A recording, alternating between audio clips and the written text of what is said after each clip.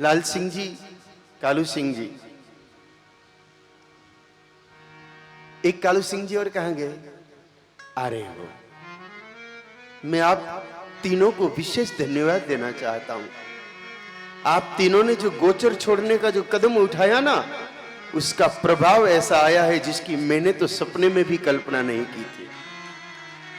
छत्तीसगढ़ के कुछ भाई टेलीविजन पर आप लोगों के द्वारा गोचर भूमि को वापस गौ माता को समर्पित करने के भाव के कार्यक्रम को देख रहे थे। एक गांव के एक साथ 180 लोगों ने अपनी गोचर भूमि छोड़ दी और वो लोग यहां आने वाले हैं। उनका फोन आया है कि हम पूरे कागज ला करके वहां जमा कराएंगे कि कौन कौन सी कितना बीघे भूमि। अभी चावल बो रखे उन्होंने, तो फिर उनसे कहा कि भाई जो बो रखे हैं वो फसल तो ले लीजिए आप, कोई बात नहीं, जो बोया है वो फसल ले लीजिए, उसके बाद छोड़ दीजिए। 180 लोगों ने छत्तीसगढ़ में एक साथ गोचर की भूमि को छोड़ने का निर्णय लिया है। हम तो संपूर्ण देशवासियों से आह्वान करते हैं, जो कहीं भी जहां कहीं भी गोचर पर विराजमान हैं, सभी राज्यों के लोगों से प्रेरणा ले रहे, इनसे प्रेरणा लेकर के आपसे आग्रह कर रहे हैं।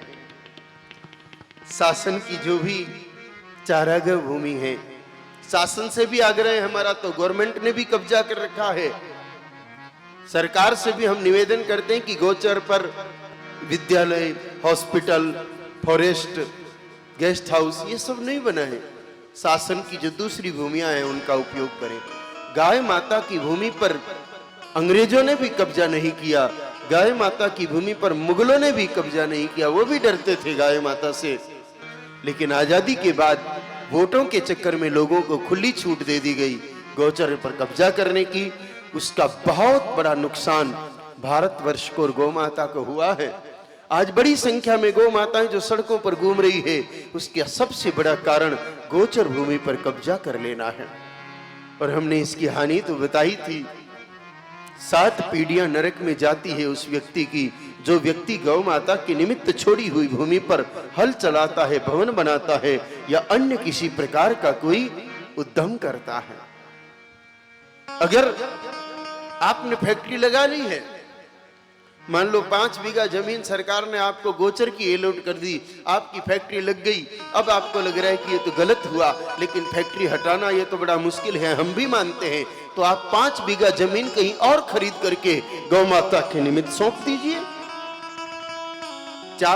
एक सप्ताह पहले गुजरात सोनगढ़ से कुछ युवक आए थे जो मूल रूप से रहने वाले बाड़मेर के हैं।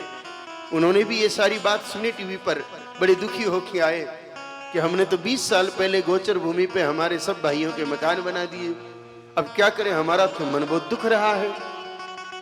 हमने निवेदन किया, भाई कितना बीघा? कहा करीब 5-6 बीघा जमीन है, अब मकान तोड़ेंगे तो बहुत मुश्किल हो जाएगा। हमने उनसे यही आग्रह किया, तोड़िए मत अब मकान, 6 बीघा जमीन कहीं अच्छी गोचर के निकट दूसरी खरीद करके आप वापस गाय माताओं के निमित्त समर्पित कर दीजिए। और जितने बरस आपने भूमि काम में ली है, कितना चारा होता है वो अनुमान लगाइए और उतना चारा खरीद करके आप थोड़ा थोड़ा 5-15 गौशालाओं में डाल करके आ जाइए। तो आप विगत 20 वर्षों से जो गोचर इस्तेमाल कर रहे हैं उस पाप से भी मुक्त हो जाएंगे और आने वाले समय के पाप से भी मुक्त हो जाएंगे। करना हम लोगों को सबको यही पड़ेगा भाई, यही पड़ेगा। जिसके पास गोचर दबा हुआ है वो व्यक्ति पूजा करता है तो भी उसका फल नहीं मिलता, वो व्यक्ति दान करता है तो भी उसका फल नहीं मिलता, वो व्यक्ति पिंड दान करता है तो भी पूर्वजों तक वो पहुंचता नहीं, वो व्यक्ति श्राद्ध करता है तो भी उसका लाभ उसको प्राप्त नहीं होता। इसलिए प्रार्थना है हमारी, सरकार अभियान चलाए ये उचित नहीं है, हम सनातनी अपने स्तर पर अभियान चलाएं और अपना अपना कब्जा छोड़ करके एक नया सवेरा लाएं, एक नया सवेरा लाएं। ऐसी प्रार्थना है आप सबसे।